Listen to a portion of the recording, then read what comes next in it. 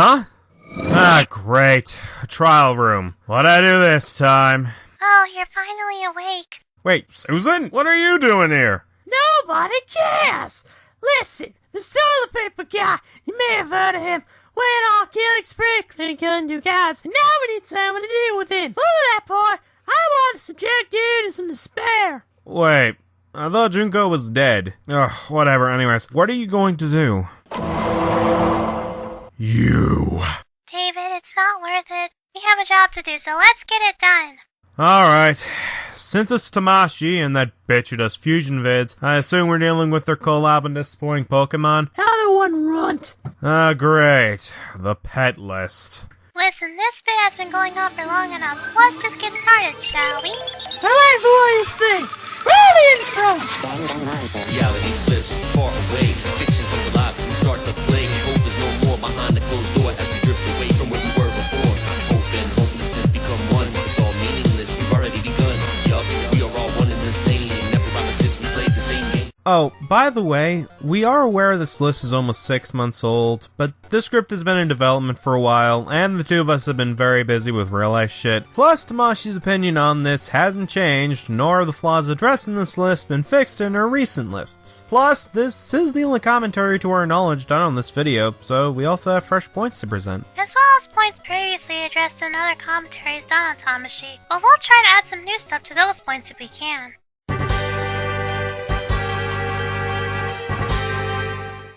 Hey Pokemon fans, Tamashi here. Lately I've been seeing a lot of cute Poke-shaming pictures around the internet, and it made me wonder, what Pokemon would be the worst to have as a pet?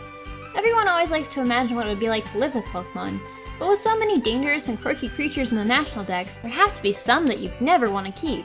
So today, we're going to take a look at the top 10 worst Pokemon to have as a pet. But it won't just be any old list. Today I'm joined by my good friend Trickywi, who's gonna help me count them down. We'll try and keep it to Pokemon that someone might realistically try and live with, like cuter smaller Pokemon or Pokemon from urban areas. Keep those rules in mind for later, because there's going to be an entry on this list that kind of breaks it. Number 10, Persian. A cat Pokemon might seem like a no-brainer when it comes to which Pokemon to have as a pet. After all, cats can be some of the best companions to have in real life, and Persian looks so pretty and cuddly. But don't be fooled by its fluffy exterior. This is the only Pokemon the Pokédex explicitly warns will not make a good pet. According to its Pokédex entry in Red and Blue, although its fur has many admirers, it is tough to raise as a pet because of its fickle meanness. So basically, like a regular cat then. After all, most cats are fickle by nature, and yes, some of them are mean, but they can be disciplined and raised to not be a mean cat. It just requires the owner to know what they're doing. You know, kinda like raising a Pokemon. Plus, if you raise Meowth, its free evolution, well, and taught it to be a good pet, it will likely still be a good one once it's fully evolved. Besides, if we can have people like Madame Much Money raise the Pokemon equivalent of a Bulldog decently, yes, she did spoil her Snubbull, but she did care about it, and her Pokemon did return to her after promising to stop spoiling her. What's to say that can't be applied to Persian? Since the rest of the entry is just a skit involving that cat, we're gonna move on to our number 9 entry. But before we do, hey Susan, are you noticing something missing from this entry? Yes, where is Trickywi? Exactly. Much like Tamashi's other collabs on her channels, Tamashi and her partner barely interact one bit. So basically, what you're getting out of this top 10 is 2 separate top 5s combined into one. There's hardly any chemistry, no jokes the two share, nothing. For the sake of comparison, look at the show Tamashi made an appearance on a while back, The Dex. On that show, the two hosts, Alex and Pokekells, interacted with one another throughout every part of their episode that has the two of them in it. They make jokes that work off the two individuals, and they share strong chemistry. So if you want to see an example of how to do good chemistry, a link to the Dex episode with Tamashi and it will be in the description. Damn, you sure had a lot to say. Oh, go back to feeding your gerbils. Number 9, Munchlax. Speaking of bad roommates, what about one that doesn't do its own grocery shopping, eats everything in the fridge and cupboards, and is constantly begging you to get more?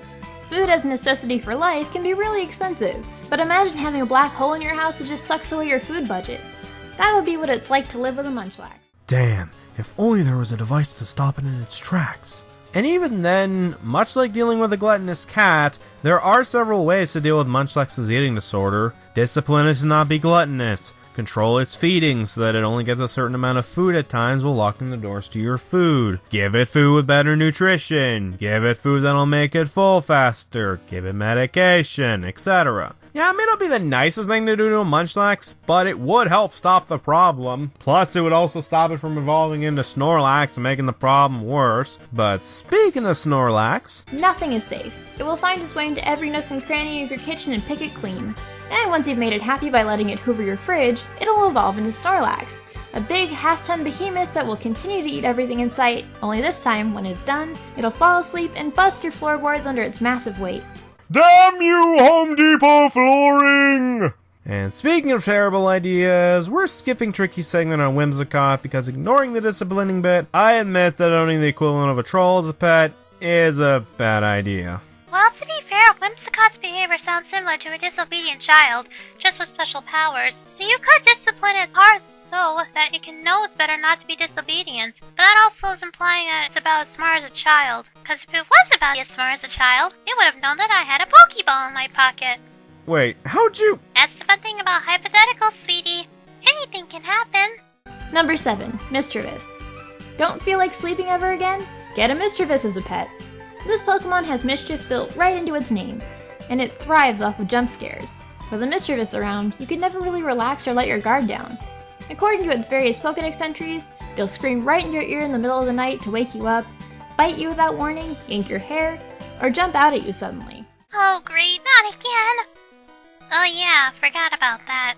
And before anyone brings up that our main entry was about Mischievous, not Miss Magius, I'd like to remind you that in the previous entry, she brought up Snorlax, Munchlax's evolution, despite the entry being about Munchlax. If she is going to present the concept of evolution in this list, we can also use it to defuse her arguments. Plus, ignoring the Pokeball and the Dust Stone for a moment, there is evidence to support that not all Mischievous are like the ones you described. Examples include Marina's Mischievous in the Raikou TV special, where despite the Pokédex stating it was a mischievous Pokemon, Marina didn't seem to be affected at all.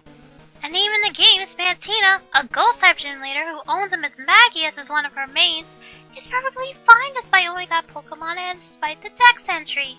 And if you want to argue that it'd be too dark for a kid's game, this shit is tame compared to shit like Gen 5 Strange House, the Pokemon Tower in Gen 1, and if you really want to take the Dex seriously, Banette and Cacturn's Pokédex entries. At number 6, we have Glameow. We have yet another kitty. Everyone loves kitties, so what can possibly be wrong with this Pokemon? It's very cute and sweet whenever it's happy, and it would even demonstrate a beautiful ribbon-like movement with its tail. But whenever it's angry or dissatisfied, it will claw the ever-living crap out of you. One of its Pokédex entries says it hides its spiteful tendency of hooking its claws into the nose of its trainer if it isn't fed. So basically, it will get mad at you if you neglect it. You know, like a normal cat that hasn't been fed in a while because its owner was neglectful to it. Even then, you can simply declaw your cat if you're worried about it scratching the ever-loving hell out of you. Or, you know, raise it to be a nice cat. Nah, raising it an important concept, honey. That's witchcraft you're spewing. But if you raise it to be nice... Guards, burn him at the stake! Ah, shit! On top of that, once it evolves, Purugly is known to steal the nest of other Pokemon and claim them as its own. But that's the key word here, Pokemon. It doesn't say anything about humans, so what's to say that bit doesn't apply? Especially since it's the evolution of a Pokemon based off domestic cats, and Purugly's own appearance resembles a tubby tabby cat, which is also domestic. Wait, weren't you burned?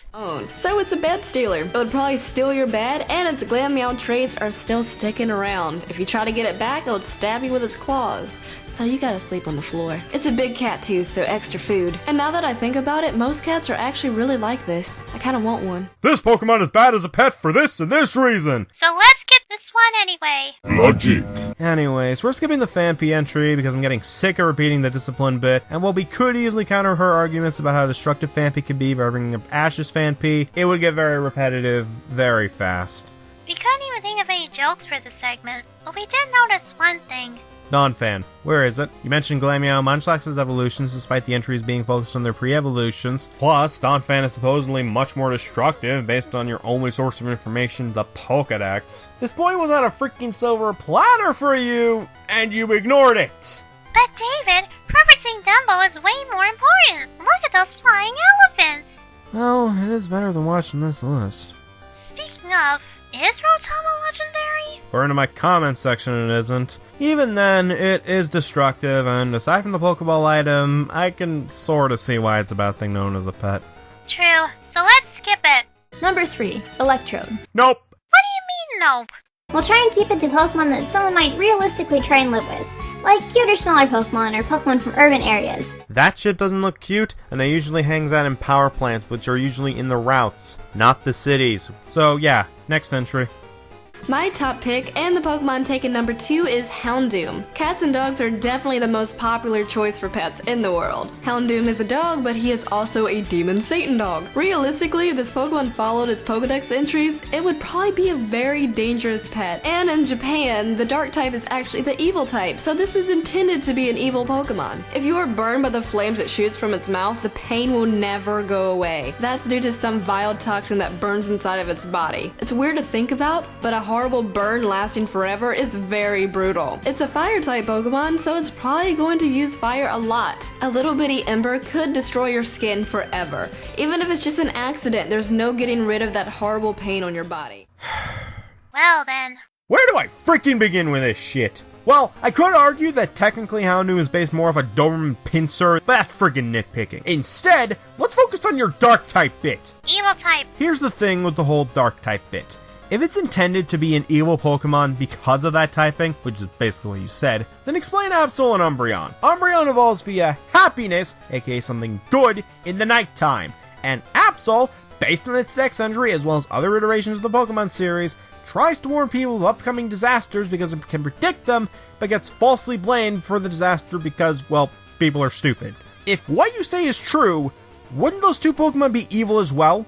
Hell, Umbreon came out in the same generation as Houndoom, the Pokemon you described as a demon Satan dog. Do you see how stupid that sounds? You know, there's a reason why the trope dark is not evil is a thing, because of shit like this. If anything, I think the reason the typing is named that is likely because of the moves it's associated with.